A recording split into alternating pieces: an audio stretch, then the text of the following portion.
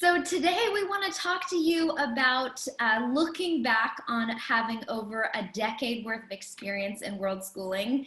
I am at the beginning stages of it. I've got four little girls under the age of 10. So my oldest is just about to turn 10, which I believe was the age that you started world schooling, Yep, right? yep, that's correct. And I'm very curious to understand on the other side of a decade when my kids are looking back on this whole exciting adventure and journey that we're on over world schooling, some of the perspectives that they might have.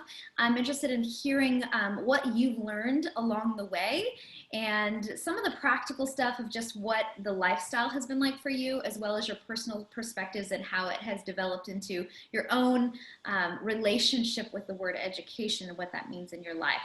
So thank you for being willing to do this. Of course, always happy to help clarify and answer questions, all that. Awesome, you're a rock star.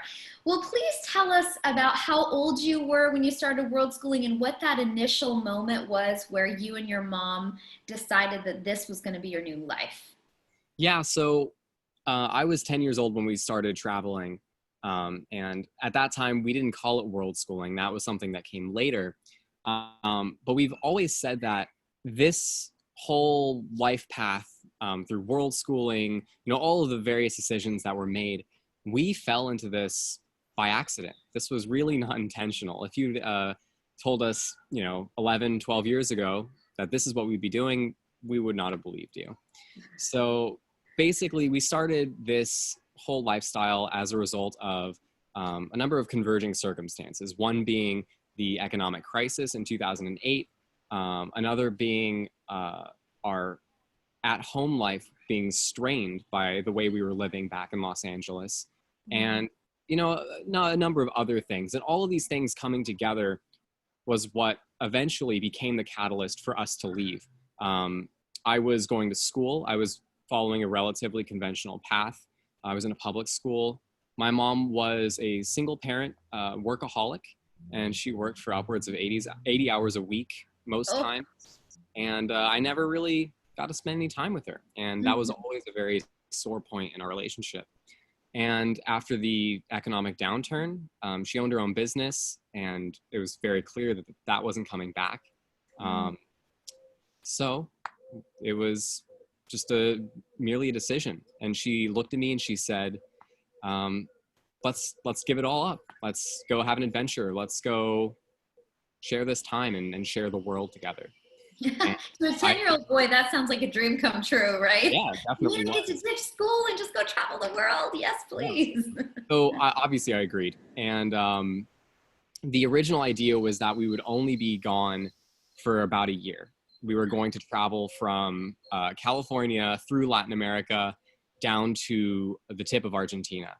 And we thought we would do that all in a year, and then we would return to LA or maybe relocate somewhere else. That was not very clear. But the idea was always that we would go back somewhere and I would return to school and, life would just go on, right? Hmm. It's been 11 years since then, and I still haven't been to Argentina. So we, there were about 8 months in, we basically decided that this was going to be an indefinite lifestyle choice. Mm. That's that's amazing, and I think that is so similar to a lot of people's stories right now as they're choosing to start it. I mean, maybe not right now in the middle of the crisis, but at this time in history. So, what was a typical weekday like for you when you started out and you were traveling? What did the structure around that look like? Because obviously, now we talk about deschooling and what that looks like to kind of get away from the regular school environment. Tell us what that was like for you. Yeah, I was heavily deschooling when I had left the US.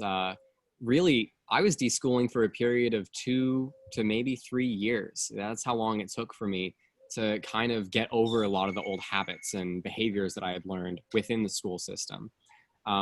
So that was something that was, very challenging. But I would say we didn't really have much of a structure. Within that first year, we traveled very differently to how we travel now. Really, it was my first experience with extensive travel, and my mom had done it before, but obviously not with her son. So we were, traveling almost more as tourists at that.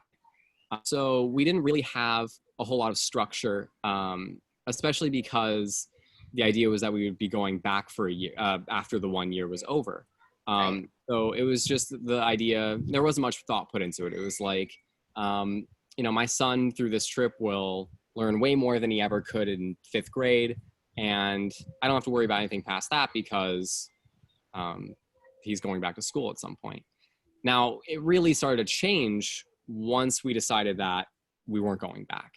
And that was when we really had to have a sit down and talk about what our life was going to look like, my education was going to look like moving forward. And eventually, we really kind of landed on more of an unschooling type philosophy, because by that point, 8 months in, that's kind of what we were already doing. My mom saw huge growth in me, academically and socially. And she noticed that I really thrived without that sense of structure, actually. And that structure was something that always was challenging for me. And so we basically decided to go with the unschooling route. And unschooling was something that she had discovered in a round of, crazy investigation and research. She had found it, and, it immediately resonated with her because we were already doing it. So what did that look like? Let's say a year into it. What did your day look like on a typical Wednesday? When you wake up, what happened? Well, it's really challenging to kind of Probably different every Wednesday, I'm guessing. Wednesday, yeah. But obviously, for most of the time, I would kind of just get up on my own natural schedule. I would do my own thing. I would have breakfast sometimes at 10 a.m., sometimes at 2 p.m.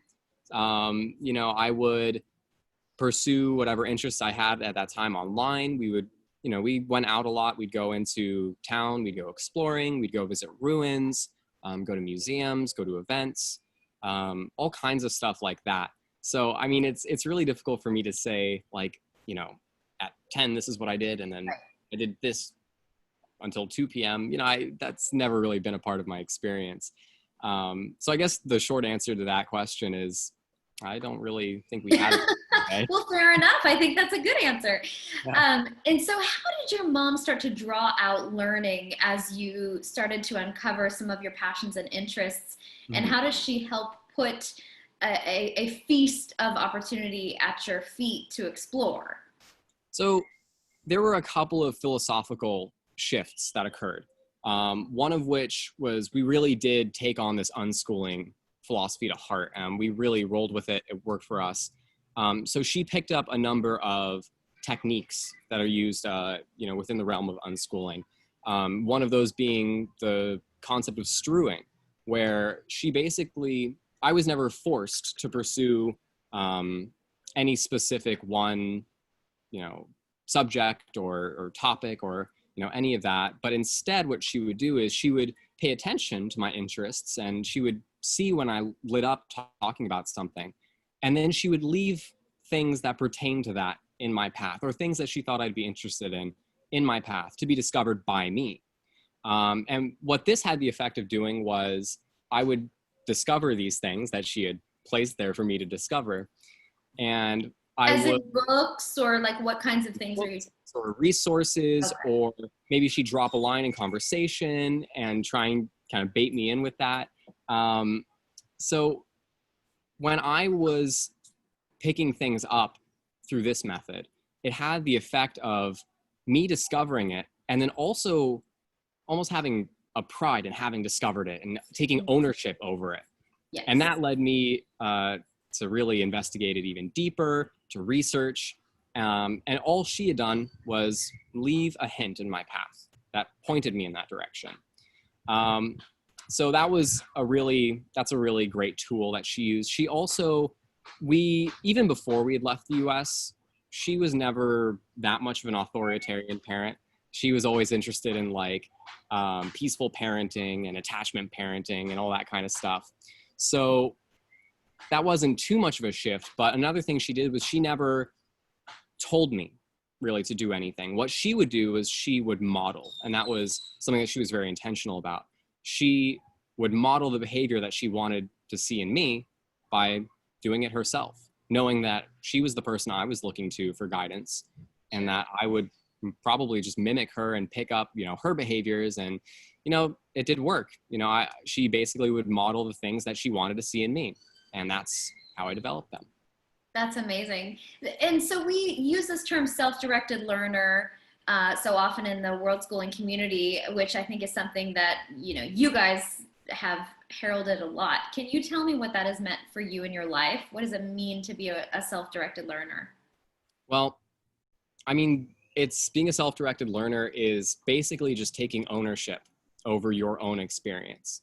And you can do this from a really young age. You can, there's no prerequisite for how old you have to be a self-directed learner. In fact, actually, younger people seem to be able to naturally tap into self-directed learning a little easier, especially before they've gone through a school system.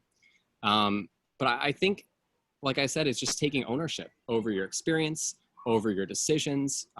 Self-directed learning is also about so much more than just autodidactism. It's not just an educational decision. It's a personal decision, because it also means that you have to take accountability for yourself, and you're taking responsibility for yourself. Nobody else is responsible for doing that. So that is, not only is it, does it have really great educational implications, it also means that, there's a really huge mentality shift that can happen from a very young age. Yeah. Yeah, that makes sense. So can you just tell me 2 or 3 of the interests or passions that you pursued between the ages of, if you can remember, between the ages of 10 and 14? Sure. Ever since I was a child, I have always loved games, and I've loved playing games and all that stuff.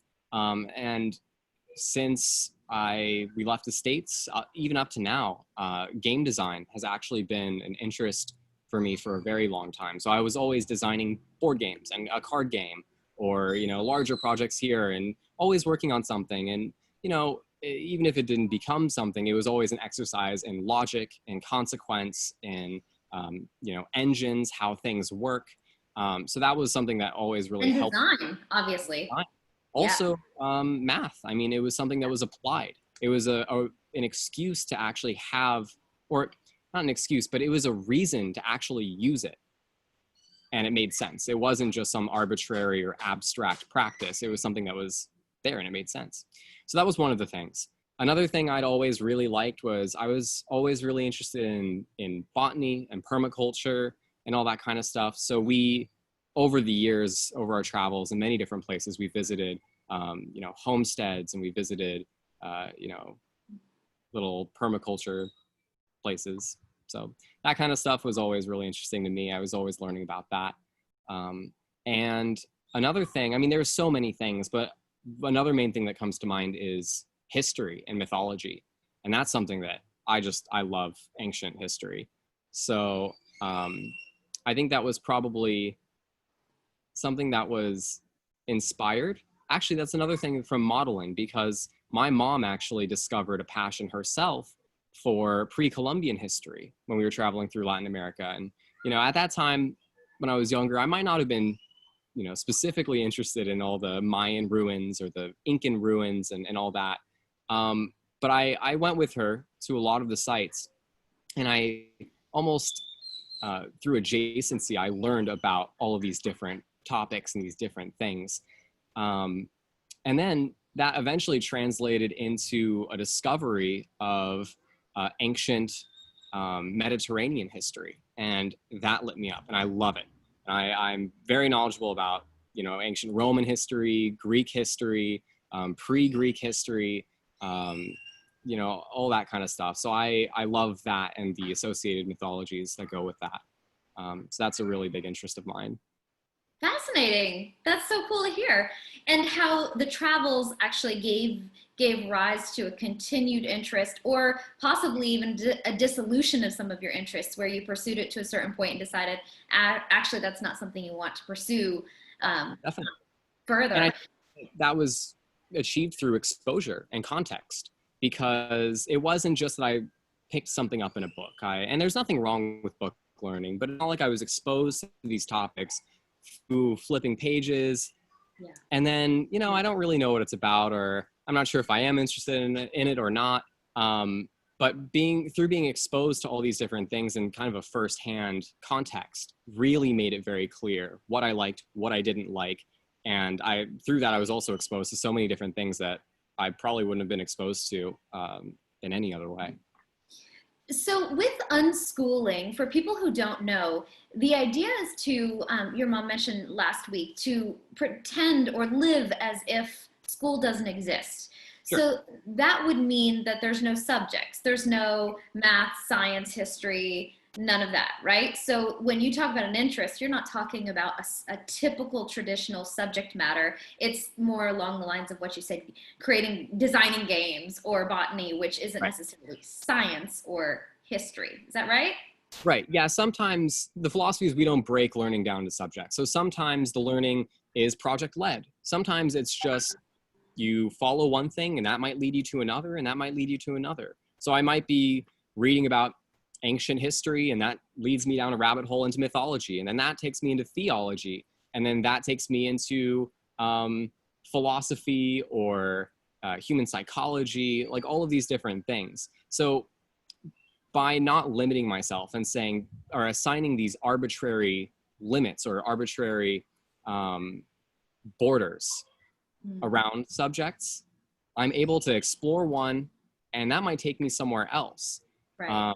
And, I like to think I'm somewhat knowledgeable, but obviously I have a lot to learn. But when I speak to people about different concepts and different topics, they always tell me that it seems like I know a lot more than I actually do, because I have a multidisciplinarian approach, because I link multiple things together and I see the relation between things. Yeah. And I think that that's a soft skill that really I've been able to hone through this kind of learning. And in school, when we're very young, that we separate things into those specific categories of subject. As an adult, we don't say, oh, we'll talk, this is history and this is science. We talk about things holistically as they all attach to each other. So your mom talks about the approach to world schooling is a partnership between the parent and the child, or the whole family unit, multi-generational. What do you feel that you contributed to the partnership between you and your mom, and possibly even to her education? Well, I mean, obviously without me, as a family of single mom and only child, without me, there wouldn't be any partnership, because it's just the two of us. But early on, something that I learned, a very crucial soft skill that I was able to develop because of how I was raised, was negotiation. And that's something that I was practicing constantly with my mom, because like I said, I was deschooling for those first few years. I didn't have much of an interest in learning anything or being intentional about learning, because I just come out of a school system where it was kind of forced on me. And as soon as I have the freedom to choose, I'm probably not going to choose that, because, so negotiation was something that was crucial, because like I said, she discovered these passions for many different things as we were traveling. And I was maybe more interested in staying home and talking to my friends or playing my games and all that stuff. And everything rested on a balance. And that was something that I came to understand at a very young age, was this all works because of a balance, because of the give and take. I might say that I'm interested in doing this for a few days, but I ultimately understand that she wants to do this, and she's allowing me to do this, so I'm also going to go with her and do this. Right. So there's, it keeps the balance. And I think obviously that's something that might be a little bit more difficult to communicate, especially if your children are younger. Let's say, they're 2 or 3. That might be something that's a little bit more difficult to get across. But from 10 onwards, even younger, I was able to understand this. And it's something that really facilitated more opportunities for me to learn, because it did expose me to so many different things, like going to all these different museums and viewing art and going and seeing live music. It really exposed me to all these different ideas and who knows where that took me, right? Yeah. So And you're still in a partnership with your mom in terms of business, right? we went into business together, and now it's a completely 50-50 business. We're both co-founders of Project World School, and that's been a really good learning opportunity as well. I mean, as for people who've worked with their families, they know it's not easy all the time, and there's a lot of interesting soft skills that you need to develop that you wouldn't need in any other professional context. But working with family is also something that it's a learning opportunity as well. So Absolutely. My husband and I are co-founders of several companies, and it's the same thing. Yes, it's definitely a different kind of partnership than it would be with someone who's not family, definitely. right? So speaking of Project World School, my next question was actually about community and how you experienced community, especially as a teenager. I know many people who are traveling with teenagers, especially, who are very interested in having that social connection group that teenagers long to have. Tell us about what you experienced, what you longed for, maybe some obstacles that came along with trying to find community, and how you helped solve those problems for yourself. Yeah, I would say this was probably one of the most difficult parts for me as a world schooling teenager. About 6-7 years ago, I think this was something that I was kind of stuck on, because socially I developed a lot and I'd made a lot of friends. I learned to interact with all kinds of different people, regardless of like their age, or their backgrounds, or whatever.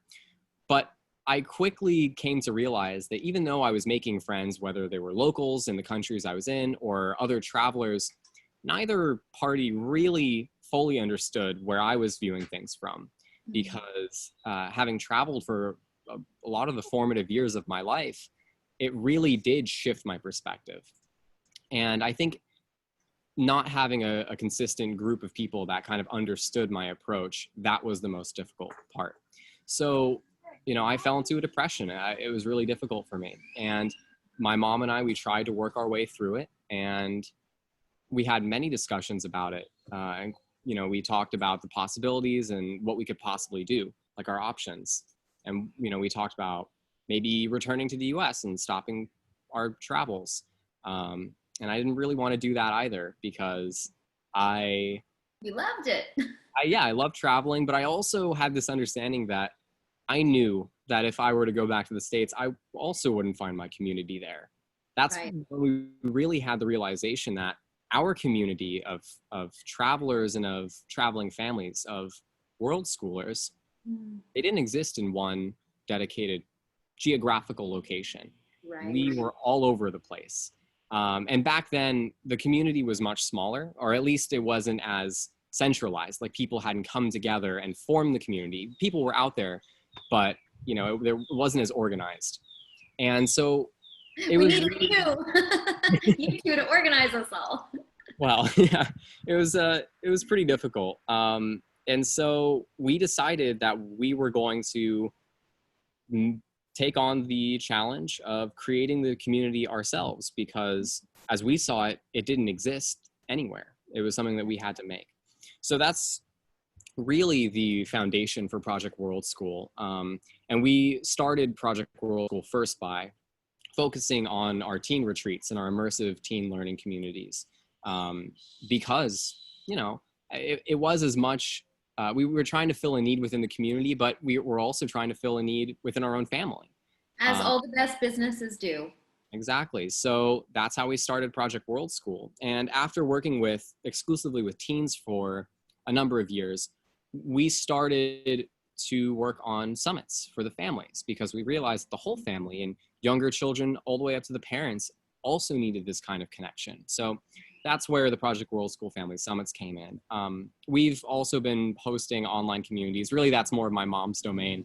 But she's been very intentional about hosting online communities since 2012 or so. So we've been putting these Facebook groups together and getting people together and starting conversations around these kind of things. And I help out with the page. I help out adminning and all that stuff.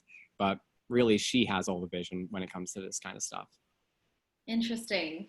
So looking back over all these years of travel, there must be some countries or some places that really stand out for you as incredibly rich educational opportunities.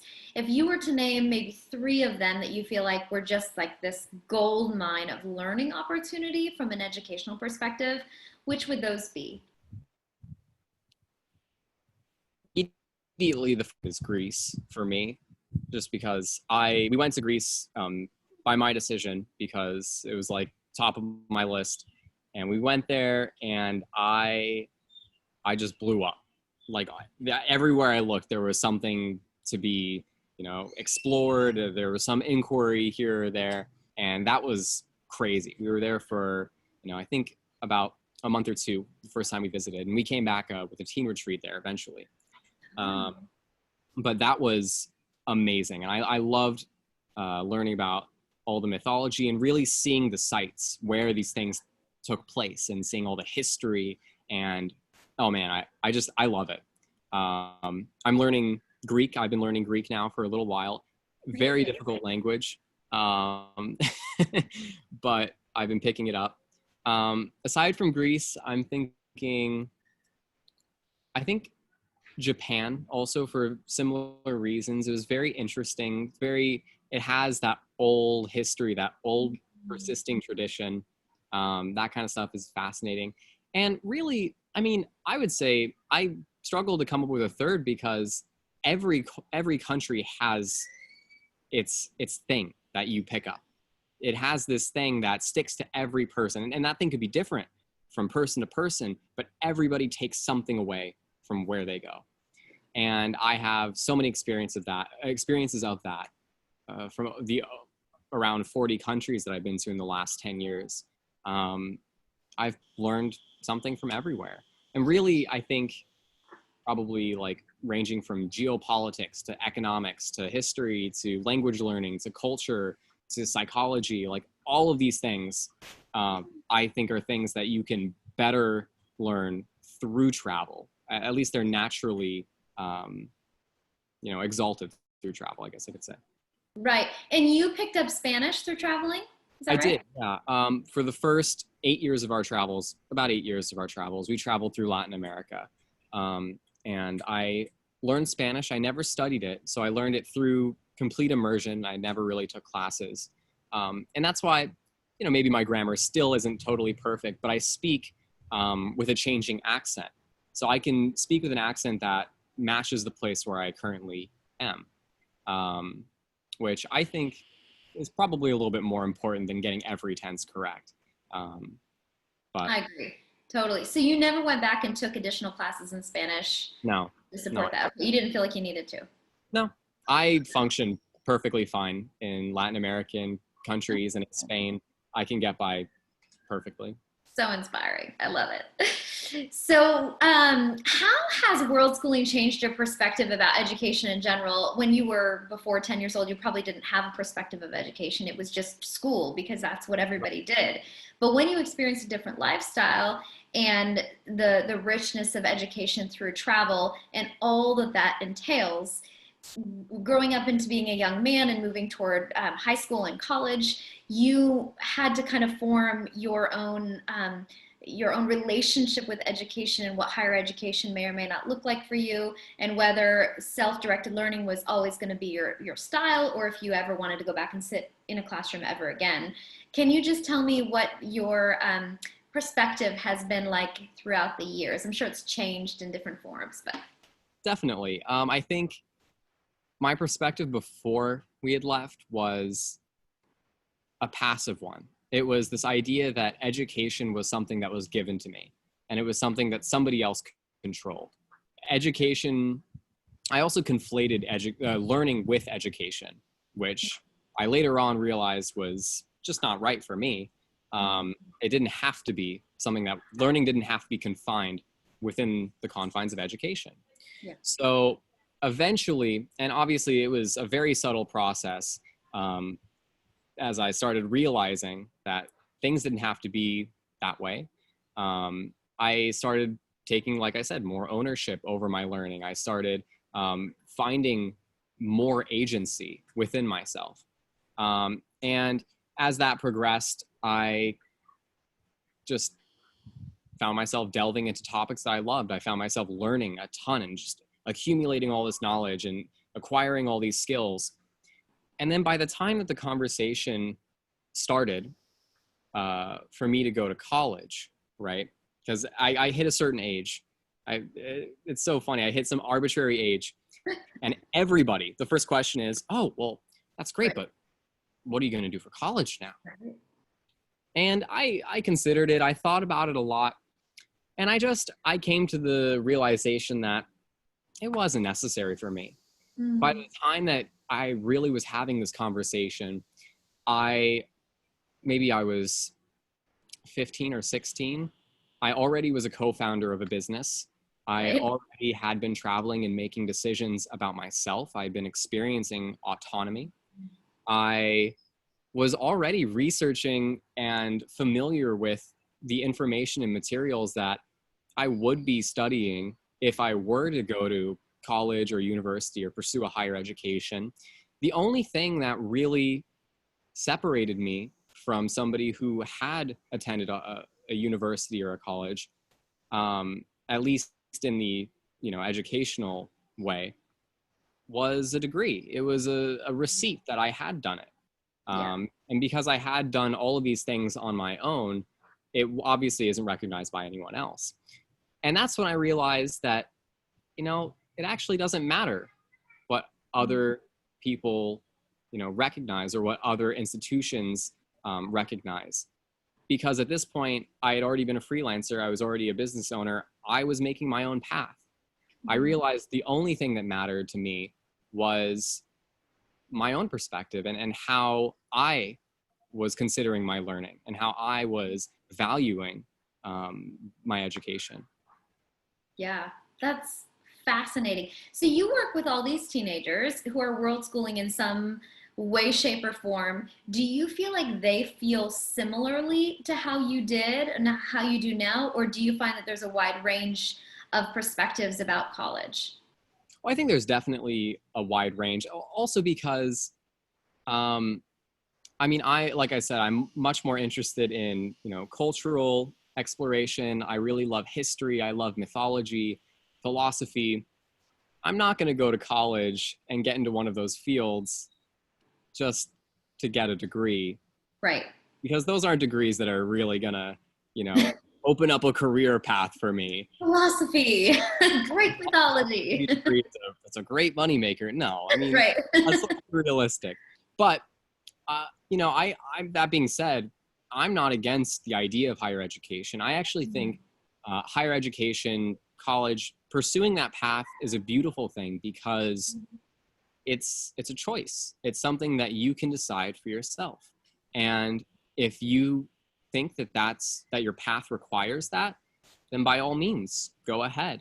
My main problem is with the idea that people feel pressured and they feel like regardless of what they're going to do, they need to go to college. That's the main issue I have with it. But, many of the teens that come on our teen retreats and many of the traveling teens that I know, a lot of them do decide to go to college because maybe they're interested in medicine. Maybe they're interested in engineering or astrophysics. Yeah, pursue that path because that's where it's going to take you. And certain careers maybe need a degree and other ones don't. And especially in the world of business, like where you are, it's really not about the degree. It's about, can you do business, right? Right. So, for somebody who's interested in writing poetry and developing games and, running a business, it didn't really mean very much to me. Yeah. Not to mention that after you've had this decade of world schooling and being resourceful and finding information that you need in various places and all of the ways that you've learned in different ways, shapes, or forms outside of a classroom environment, to go back to a classroom environment for 3 or 4 years is just, it seems almost ludicrous. Yeah. So I get how that could become really tough decision when you get to that point, especially if you world school for a long time. Yeah. So if you have your own children one day, would you also offer them the same life of world schooling, or would you see a different path for your kids? I would like to. I would like to. But again, another part of the philosophy of this, partnership paradigm is, I listen. We'll travel, and then if it doesn't work for the family, it doesn't work, and we'll pursue something else, and we'll explore that. And again, it comes down to not confining yourself to the parameters of something, saying this might take us here, and who knows where that's going to take us. Yeah. So I'd like to. I can't really say much more than that. Yeah. No, I think that's awesome. One of the things I'm learning about world schooling, and I'm new to it as of a year and a half-ish since I've identified as a world schooling mom. But one of the things that I've learned is the fact that learning is freedom in this context. It is the world of opportunity to learn in every different part of our day that previously was all about the school day and the school subjects and the extracurricular activities and all those different things that fit into these time slots within a day.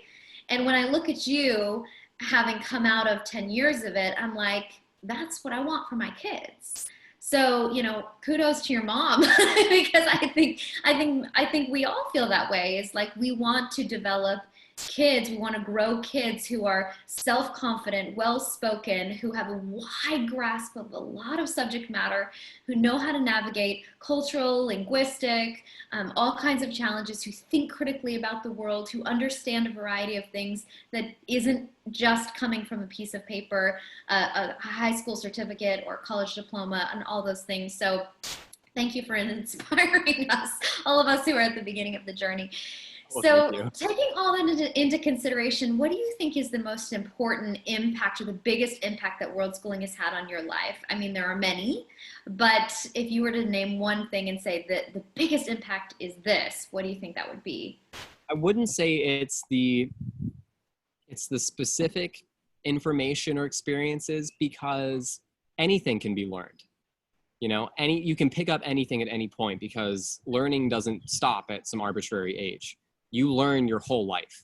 Right. And I think the main thing that world schooling has given me, it's the drive to learn. I've learned how to learn. It's the drive to learn, the willingness to learn, and the desire to learn.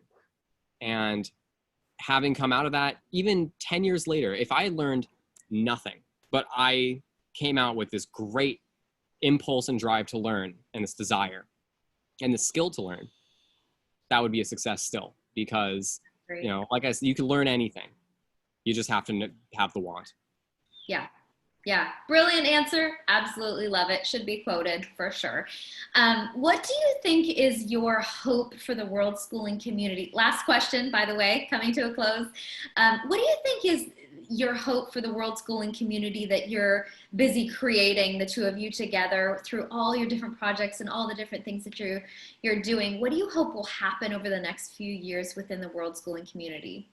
The main thing that I want to see is, I think people within the world schooling community are already doing an amazing job. They're doing what they want to do. They're living in a way that is true to them and themselves and their families.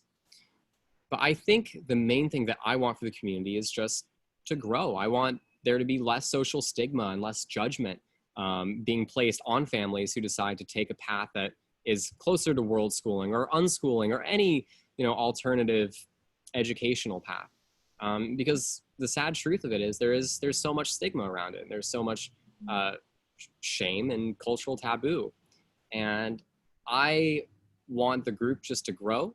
I want the community to grow, and I want there to be more tolerance in the world surrounding that. And I think the only way we can achieve that is by growing. Yeah, awesome. Wonderful. Thank you so much for this incredibly beautiful perspective of looking back on a decade of world schooling from a kid's perspective who grew up through as a teenager to a young man. I think you give us all so much hope for what we're in the middle of doing. Sometimes it can be really hard, especially at this time in our history where we're all world schoolers who love going out and exploring things, and we're like stuck in a place that we can't go out and explore. So I think that hearing these stories and perspectives from you just helps us to get a sense of the bigger picture of when this pandemic is over and we're back in action doing what we do, as world schoolers that you're the kind of person that comes as a result of all this great work. So thank you to you for being willing to be interviewed, and thank you to your mom for setting the example for us, and giving us all great things to look forward to in the future. Yeah, thank you for taking the time to talk to me. Awesome. All right. Have a good day. Enjoy the Mexican sun. Will do. See ya. Bye. All right, live stream is stopped. Great. Okay, cool. Oh, That. whoops. Sorry, I stopped my video. Thank you. That was awesome. Was it fun? Yeah. Cool. That's great. I glanced through the questions. At this point, I kind of just, No, you were brilliant. So good. So good. You're very, very well spoken, which is just a testimony to all of the events that you guys do, I think. It's these fun things with practice. That's all it is. Yep. Awesome. Well, you guys have a good day. Yeah, you too. Looking forward to seeing what people respond to this. Should be good. And we'll host like a live watch party a couple of times, and because that keeps bringing it to the group, and it should be good. Perfect. Awesome. Alrighty. Well, it's midnight my time here, so I'm signing off and heading to bed.